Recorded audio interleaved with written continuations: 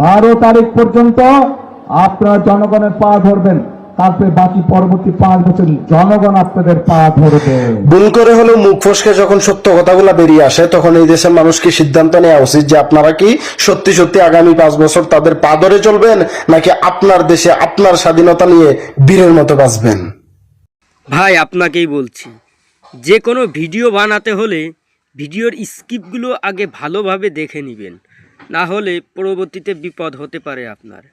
আর একটা কথা বলি, কাউকে নিয়ে বাজে মন্তব্য করতে হলে খুঁটিনাটি জেনে তারপরে মন্তব্য করা উচিত। জনাব তারেক রহমান কি বলেছিলেন আমি দেখাচ্ছি, নিচে ভিডিওটা দেখো।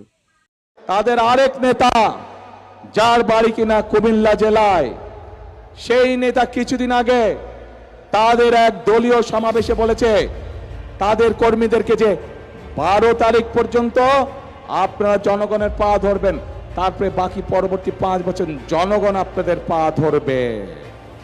প্রিয় ভাই বোনেরা, চিন্তা করুন, এই রকম কথা কে বলতে পারে যে 12 তারিখ পর্যন্ত তাদের নেতা কর্মীরা জনগণের পা ধরবে? তাহলে 12 তারিখের পর থেকে জনগণ তাদের পিছে পিছে ঘুরবে, জনগণ তাদের পা ধরবে। এই কথা